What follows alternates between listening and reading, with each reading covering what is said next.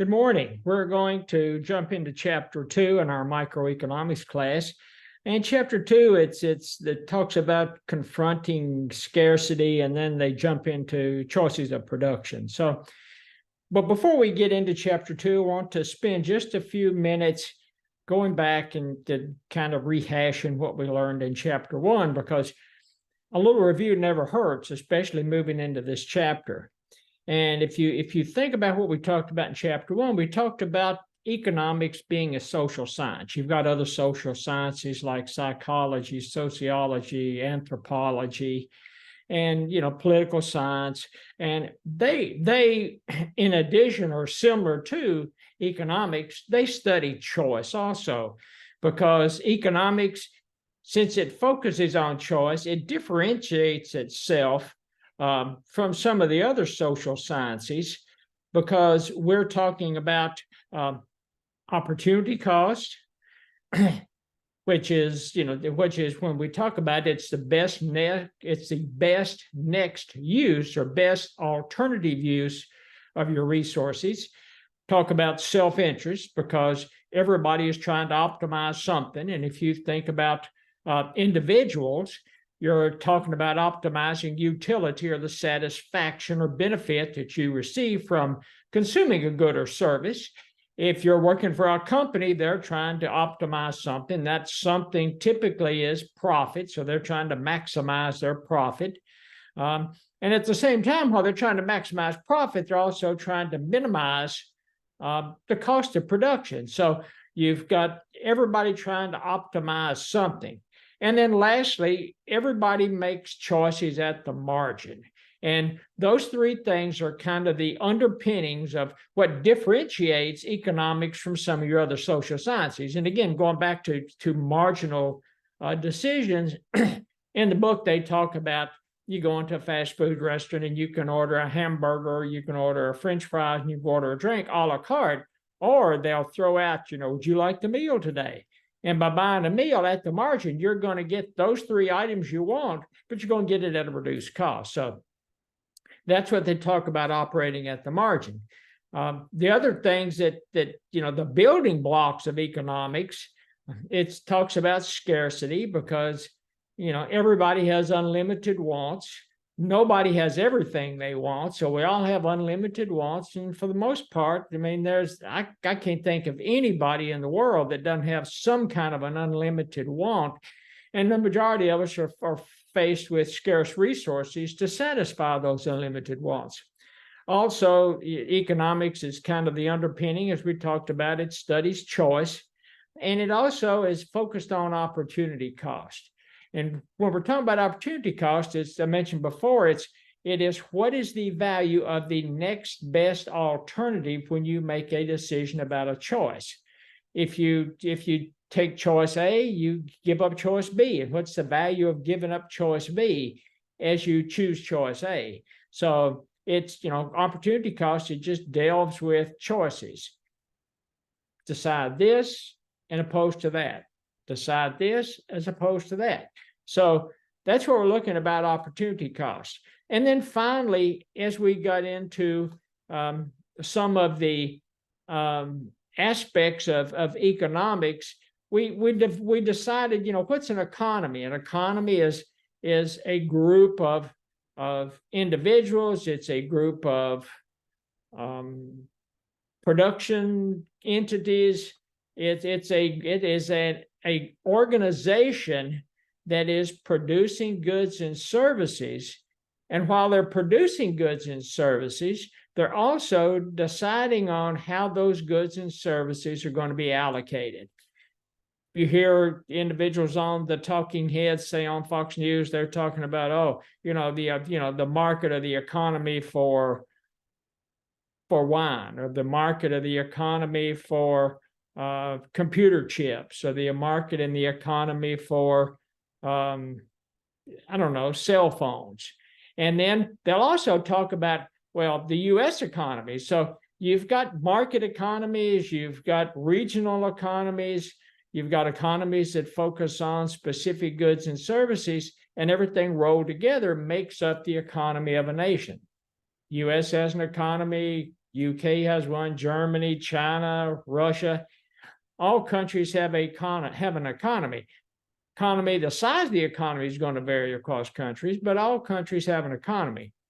And when you think about an economy in a country, and if you go back to the definition, they are taking scarce resources, combining them in a production process, generating goods and services, or generating output. So they're taking inputs, running them through a production process, generating output, and then secondarily, they are deciding on how that output is going to be allocated. And I think we talked in chapter 1, talking about you can let the free market allocate them. You can have a lottery. You can do first come, first serve. A lot of different ways to allocate resources. But what's important to remember in an economy, and especially as we start getting into some of these chapters on in the book, is always remember the economy is focused with what to produce. So what goods or services do they produce? How do they take and combine those scarce resources, inputs, into output? And that is the how. That is the how to produce. So the economy has to decide what to produce. It has to decide how to produce. How do you produce it the most efficiently? And then lastly, it talks about, for whom do you produce it?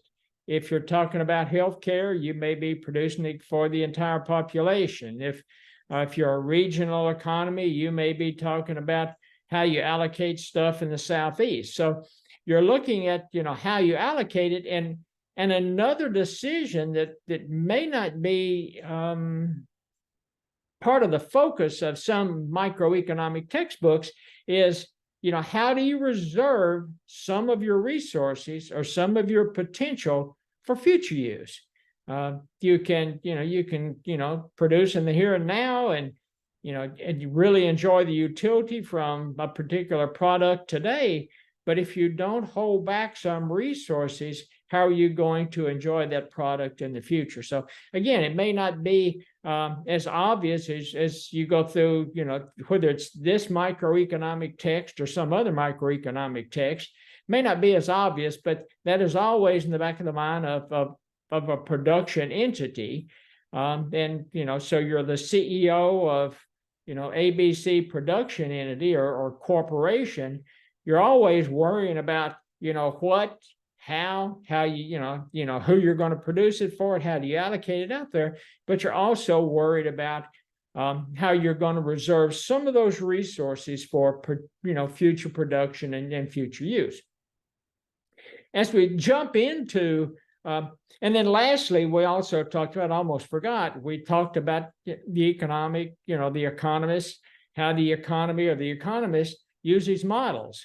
And they are building models, and they use the simplifying assumptions on the models, because the world that the economist works in and the economist functions in is extremely complex. And they're always invoking the ceteris paribus, all other things unchanged, all other things equal, to help satisfy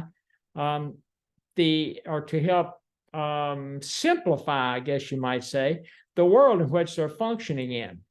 And the models, as we talked about, they're usually used for hypothesis testing. And you can either reject a hypothesis, or you can fail to reject it. You're never going to accept a hypothesis as the truth. If a hypothesis has been tested many times and nobody has rejected it, it becomes a theory. And if the magnitude increases on the number of times a hypothesis has been tested, becomes a law. So you go hypothesis, you go theory, you go law. And what we're going to get into in chapter 2 is your first kind of look at an economist model. And the first one we're going to talk about the production possibilities model. And it's basically a model that shows the goods and services that an economy is capable of producing, its true opportunities of producing, given the factors of production and the technology it has available. So simplified model, 2 goods and services. We'll get into it in great detail in this chapter, but it is going to be kind of the way that these authors take the text and move it forward. They start with the production possibilities model, and they use that as your first model you get to see. And then they also talk about the economic system, and it's a set of rules that define how the economy's resources are to be owned and how decisions about their use are to be made. And we will definitely get into that later in this chapter, but there are different economic systems across the world. And if you think of the US, the UK, they are more along the lines, if you're free market economies, if you think of Cuba, I guess Venezuela, North Korea, they are kind of a socialist model. And then kind of that in between, you've got different types of economic systems. You've got France and Germany, they're highly regulated, but they're kind of in that area between, if you look at the two tails of a distribution, you got the socialist over here, you got the free market over here. They're somewhere in the middle, probably closer to a free market than they are in the middle as far as looking at the economic systems. You've got China and Russia, which may have been similar to North Korea and Cuba in the past, but in the 80s and 90s, can't remember, the Berlin Wall came down in the 80s, and they started moving toward a free market. They're not anywhere close to a free market, and certainly not as far along the continuum as France and Germany and some of those countries, but they're certainly not back down here in the situation that Cuba, North Korea, and maybe Venezuela are in. So we'll get into that a little later as we go through the chapter, but that's kind of an introduction on how we're going to get into chapter 2. And I'm going to stop there, and we're going to come back in a few minutes, and we're going to launch into the second segment of chapter 2. We're going to talk about factors of production. Talk to everybody in a few minutes. Thank you.